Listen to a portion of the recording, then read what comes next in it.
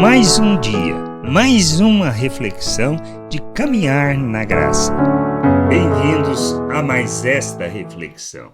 Nós temos que ter um entendimento muito claro acerca da verdade e precisamos, para isso, conhecer as Escrituras, pois elas nos conduzem ao entendimento, nos conduz ao conhecimento e à compreensão de tudo que é o plano e de tudo que irá acontecer neste mundo.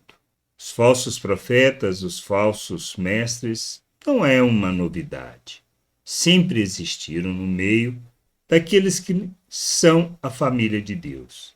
Desde muito antes da constituição da Igreja, através de Cristo Jesus, ou seja, sua morte e ressurreição, quando desceu o Espírito Santo sobre os 120 que estavam reunidos, os falsos profetas já existiam, fazem parte da nação de Israel. O que a gente precisa entender e não podemos esquecer, por causa deles, o caminho será difamado.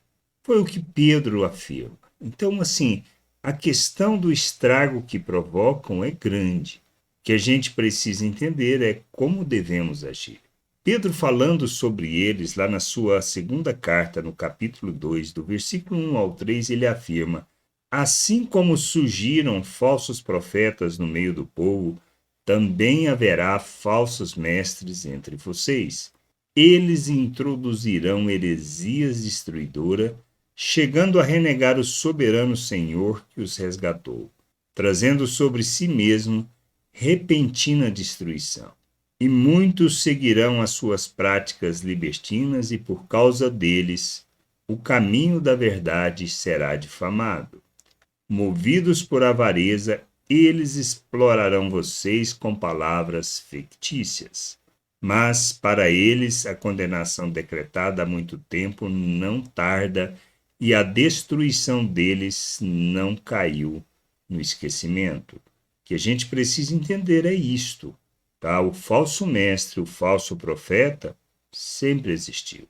Ele surge no nosso meio. Não precisamos pensar que é alguém externo à igreja. Não, não é. Quem provoca, quem levanta, quem cria heresias são os falsos profetas e os falsos mestres que saem do meio da igreja.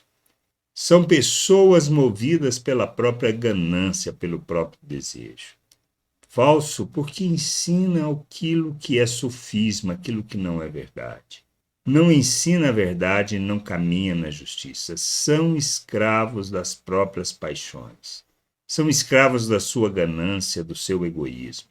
Não estão preocupados com a verdade, não se submetem a Cristo, não conhecem aquela que seja a vontade de Deus, mas se submetem aos seus próprios desejos e sua própria paixão. Pessoas que falam meias verdades.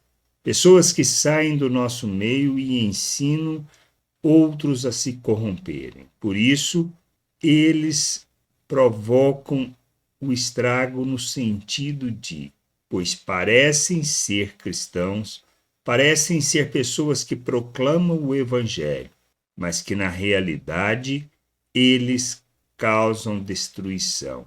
Eles difamam o caminho porque vivem por suas práticas libertinas e andam segundo os próprios interesses.